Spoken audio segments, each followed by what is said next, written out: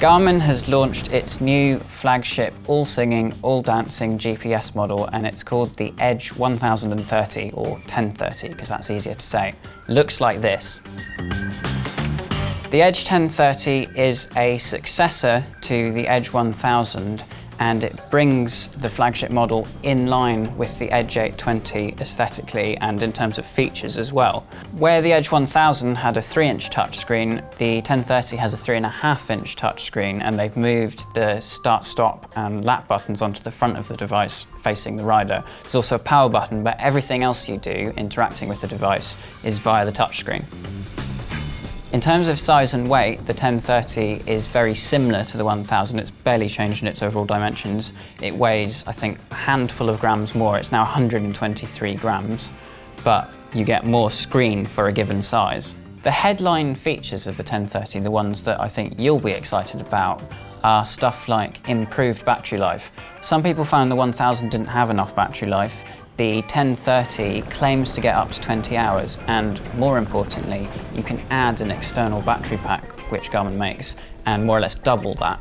Where previous out-front mounts placed your Garmin quite high up, the new one is more or less completely flush with the bar, and in addition to that, it's got a quarter-turn mount on the bottom of the device, and that's where you can attach an external battery or other accessories like Garmin's BikeRadar or their smart lights.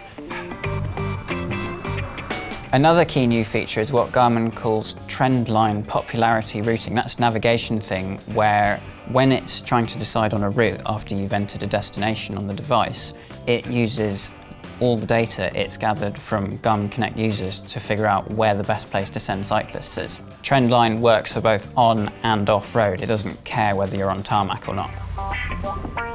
With the 1030, you get the latest, greatest iteration of Strava integration, which means you can have live segments and all that stuff. Some of that functionality does depend on you having a Strava Premium account, but if you can afford a 1030, you can probably afford Strava Premium as well. The 1030 also comes preloaded with Training Peaks app, which gives you live daily coaching updates and basically tells you what to do. And for people who are really seriously training, that's quite a key feature. Seeing as the 1030 is the highest spec model and the most versatile in terms of navigation features and stuff, obviously you get the best version of Garmin's mapping. The latest one does all the turn-by-turn stuff you'd expect, and it even does stuff like warning you about sharp bends coming up so you don't ride off the road. Otherwise, it's got every single feature you'd expect of a modern cycling computer. It'll connect to all the usual external sensors, cadence, heart rate, all that stuff. It'll provide every data metric under the sun while you're riding or for afterwards.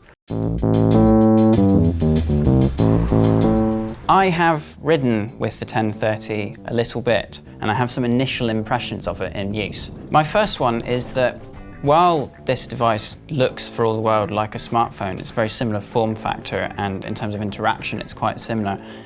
It isn't actually as responsive as you might be used to if you've got a nice iPhone or a nice Android phone. The screen just isn't as sensitive as you might be used to from your phone, and so you'll find that sometimes you just have to press harder, and when you swipe and you think it's going to switch between pages, it just doesn't do it with the alacrity that a phone would give you.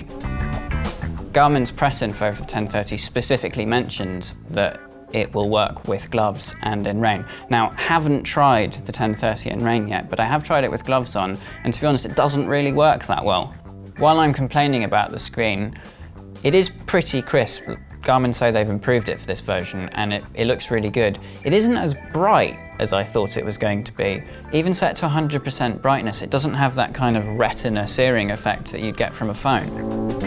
If you're used to Garmin's general interface logic, you won't have any particular issue using the 1030. It is pretty similar. There are certainly quirks. For example, entering address is more complicated than I think it should be because it wants you to enter every single stage of the address. So house number, street, postcode, everything. You can't simply plug in a postcode and choose from a list of addresses like you might expect to. One thing I do really like is the out front mount. Obviously, everyone makes them now, so there's nothing particularly original about it, but it's not particularly heavy and it's extremely solid. Once you've locked it down with the Allen key it comes with, it's rock solid, it just works really well.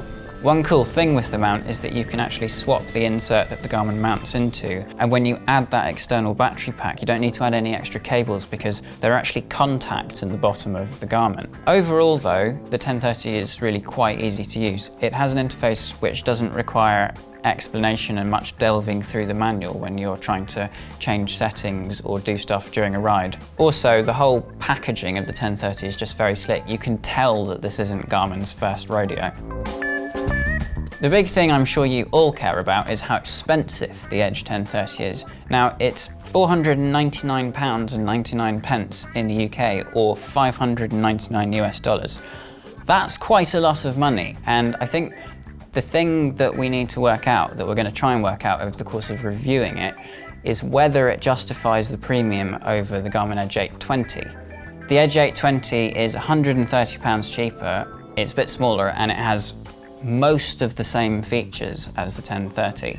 Obviously, if navigation is your main priority, or you want to squeeze as many data fields as possible onto your screen, you might want that bigger display, and there are some extra features on the 1030 that you just don't get with the 820. But I do wonder if for many of us the 820 is really going to be all you need. Overall, the Edge 1030 seems to be a hugely capable device, and I'm looking forward to spending some more time with it. Look out for a full review on BikeRadar.com in the coming months.